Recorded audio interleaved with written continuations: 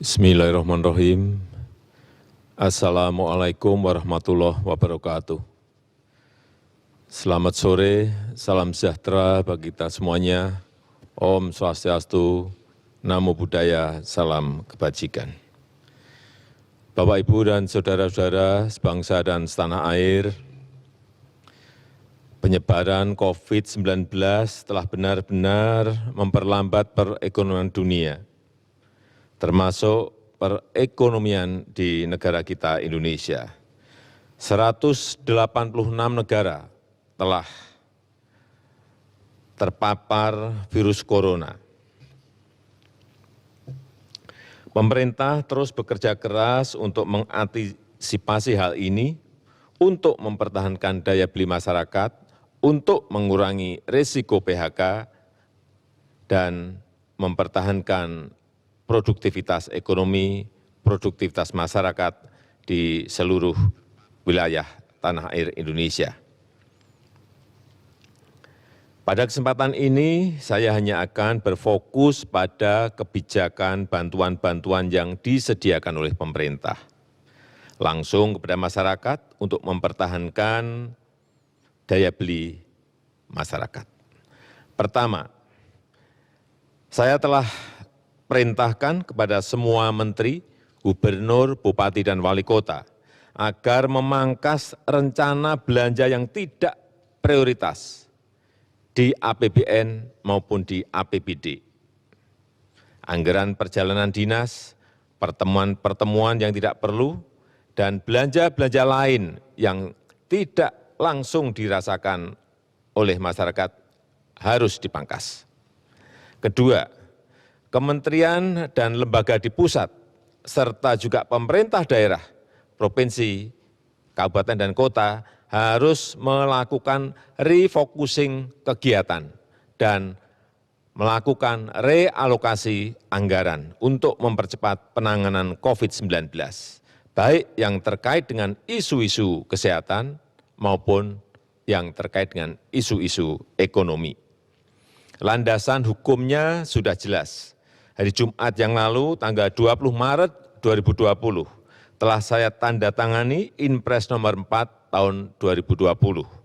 Selain memerintahkan refocusing kegiatan dan relokasi anggaran, Inpres ini juga memerintahkan untuk percepatan pelaksanaan pengadaan barang dan jasa untuk mendukung percepatan penanganan COVID-19.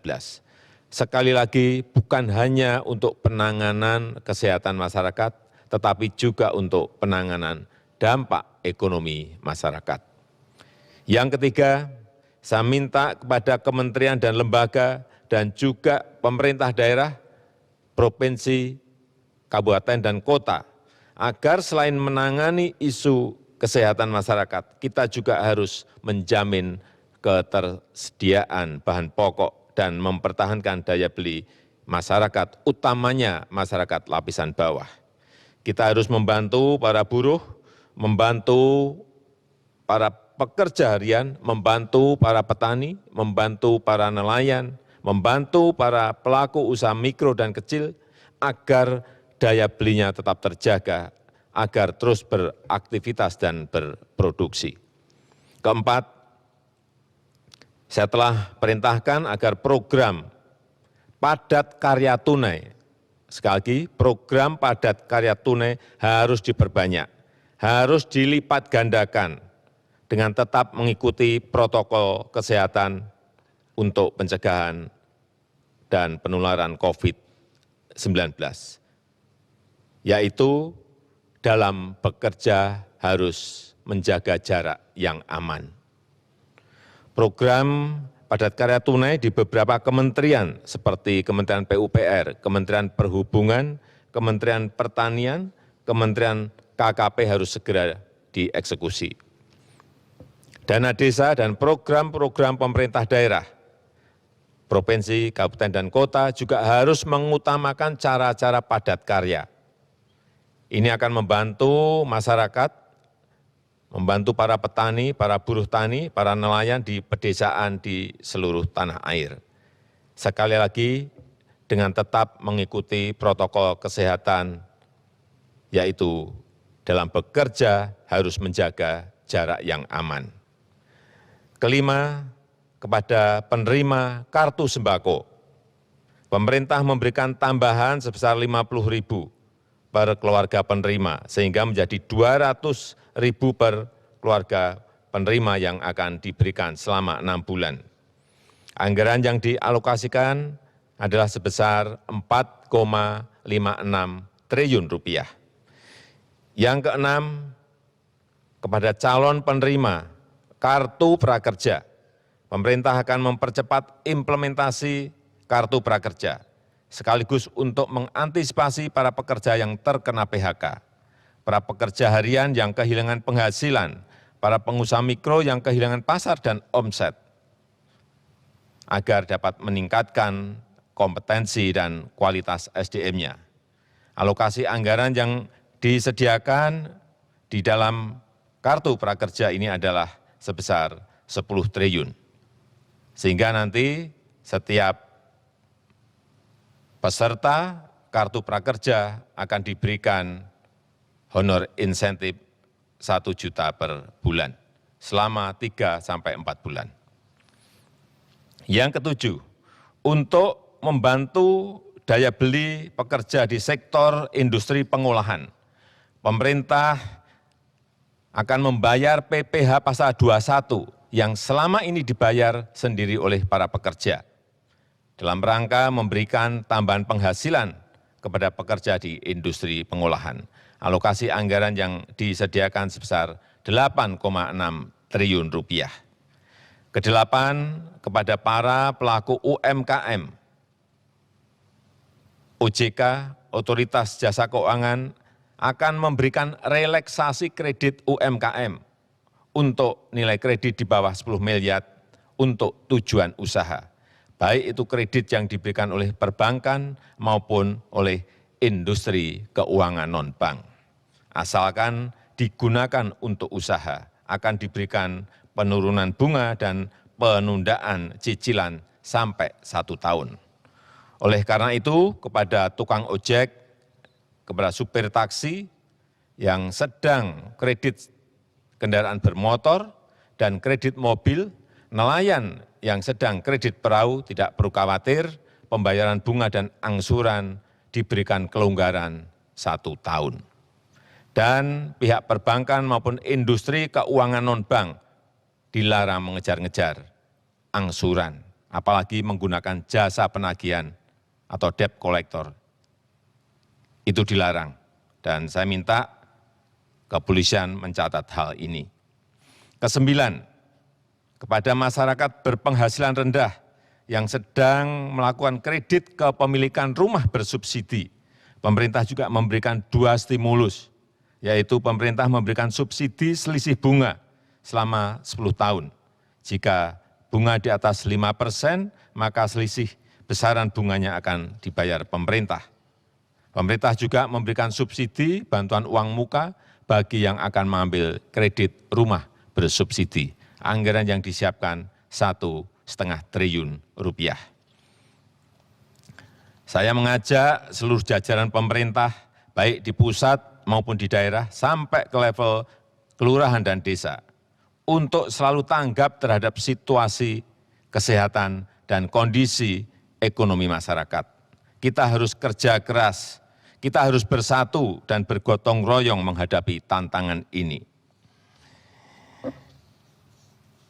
Terakhir, saya juga mengapresiasi gerakan masyarakat yang telah turut mensosialisasikan, memasyarakatkan physical distancing atau jaga jarak aman, yang terus mengingatkan kita semuanya untuk berdisiplin. Karena hanya dengan kedisiplinan yang kuat kita dapat mencegah penyebaran COVID-19. Percayalah, kita bangsa besar, kita bangsa petarung, bangsa berjuang. Insya Allah kita bisa, insya Allah kita mampu dalam menghadapi tantangan global yang berat sekarang ini. Terima kasih, saya tutup. Wassalamualaikum warahmatullahi wabarakatuh. Baik,